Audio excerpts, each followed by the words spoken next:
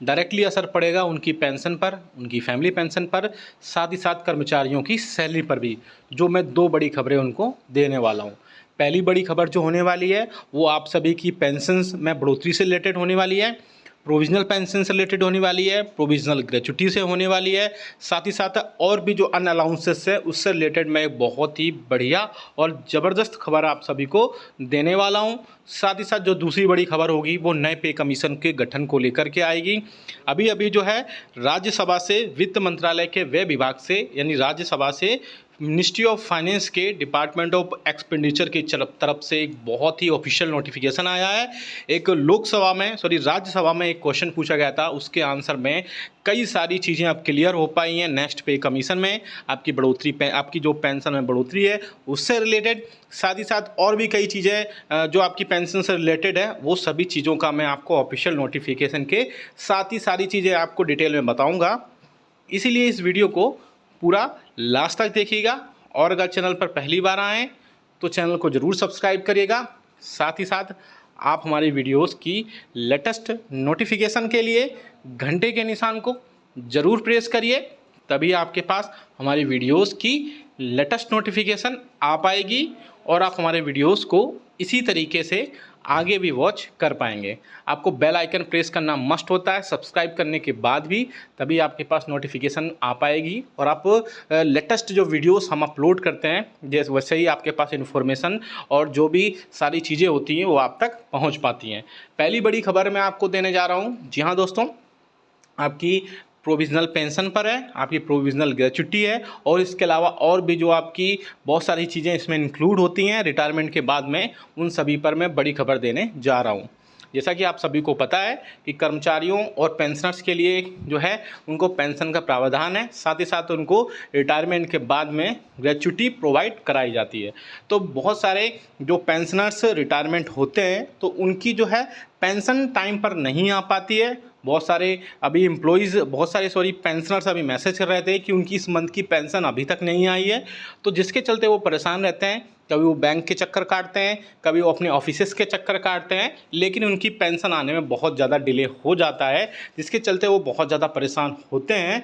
तो उसी के बाद में गवर्नमेंट ने एक बहुत अच्छा इनिशिएटिव्स लिया है और सभी बैंक्स को, सीपीसीसीस को, साथ ही साथ आपके ऑफिसेस के जो सीपीए हैं उन सबको एक बहुत ही क्लियर इंस्ट्रक्शन दिए हैं कि जो भी पेंशनर्स हैं, और वैसा मैं आप सभी को बता दूं कि government time to time pensioners की पेंशन उनके खातों में पहुंचे उसके रिगार्डिंग बहुत इनिशिएटिव्स लेती भी रहती है, और सबका एक टाइम बाउंड फिक्स है कि इस चीज़ के लिए इतना ही टाइम लगेगा और इससे ज़्यादा टाइम नहीं लग सकता है। जैसे आप रिटायरमेंट होते हैं तो उसके बाद में आपको पीपीओ ऑर्डर जारी किए जाते हैं, उसके बाद में आपका फिजिकल वेरिफिकेशन होता है और आपकी पेंशन आपके स्टार्ट हो जाती है। लेकिन इस बीच में जो सपोज़ इस मंथ अगर कोई पेंशनर्स रिटायरमेंट हुआ तो ये सब प्रोसेस करते करते, फिजिकली वेरीफाई करते करते बहुत ज़्यादा समय लग जाता है, जिससे 3 से 4 मंथ, कभी कभी 5 मंथ तक का भी टाइम लग जाता है। तो इसी बीच गवर्नमेंट ने टाइमली बिल्कुल सारी चीज़ें क्लियर हों, टाइमली इसमें पेंशन आपके खातों पर पहुंचे, उसके लिए इनिशिएटिव्स लिए हैं और उसको टाइम बाउंड कर दिया है। जी हाँ दोस्तों, सारी चीज़ें टाइम बाउंड हो चुकी हैं। फिर भी गवर्नमेंट ने इसके बाद में और भी चीज़ें इसमें ऐड की हैं। जैसे आपको जब तक फिजिकली पीपीओ ऑर्डर्स नहीं मिलते हैं तो आपके लिए ईपीपीओ ऑर्डर्स जारी किए जाएँ, और इसके अलावा आपको प्रोविज़नल ग्रेच्युटी प्रोवाइड किए जाए और प्रोविज़नल पेंशन आपको प्रोवाइड की जाए। जैसे आप अभी जिस मंथ से रिटायरमेंट होते हैं उसी मंथ से आपकी पेंशन आपके खातों में पहुंचे और आपकी जो ग्रेच्युटी है वो भी आपके खातों में पहुंचे। इस सब में क्योंकि फिजिकल वेरीफाई होने में बहुत ज़्यादा समय लग जाता है, जिसके चलते पेंशनर्स और फैमिली पेंशनर्स को बहुत ज़्यादा दिक्कतों का सामना करना पड़ता है उनकी पेंशन उनको लेने में। तो इसीलिए आपको प्रोविजनल पेंशन और प्रोविजन ग्रेच्युटी का प्रावधान कर दिया गया है, जिससे आपकी सारी चीज़ें आपके खातों में आएंगी और आपको जब रियल जो फिजिकल वेरीफाई होने के बाद में जब सारी चीज़ें आपको प्रोवाइड कराई जाएंगी तो वो उसमें से सारी चीज़ें सेटलमेंट कर दी जाएंगी और आपको प्रोविजनल पेंशन और आपको प्रोविजनल ग्रेच्युटी आपकी तत्काल तुरंत प्रभाव से साथ जारी कर दी जाएगी।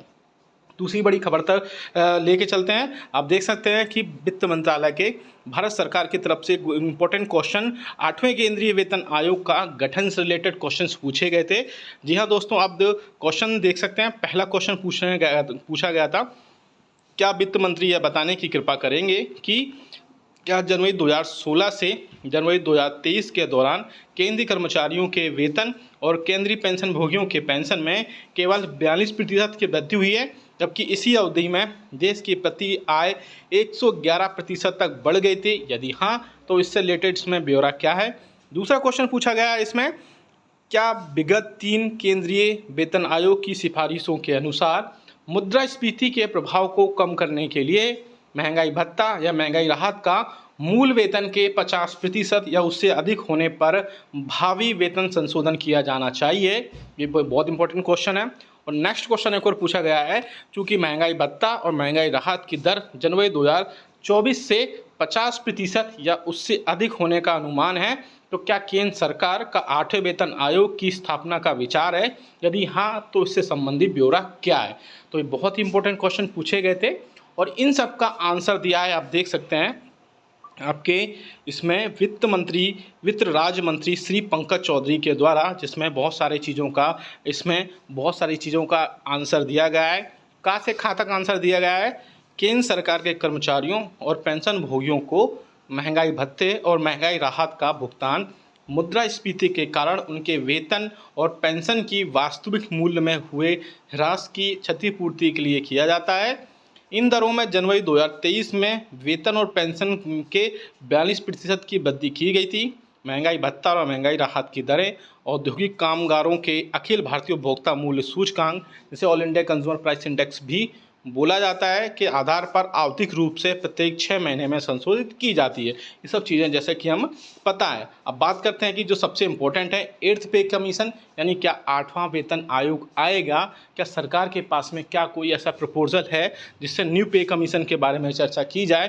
तो इसके रिगार्डिंग आंसर आया है कि सरकार के पास में अभी ऐसा कोई भी प्रस्ताव विचाराधीन नहीं है। यानी अगर आपका DA और DR 50% क्रॉस करता है, उसके बाद भी जो है सरकार जो DA और DR होगा वो 50% के बाद कंटिन्यू बढ़ता जाएगा। न्यू पे कमीशन जो कि 8th पे कमीशन होगा, उसके बारे में सरकार के पास में कोई भी प्रपोजल जो है प्रस्तावित नहीं है, कोई भी प्रस्ताव विचाराधीन नहीं है।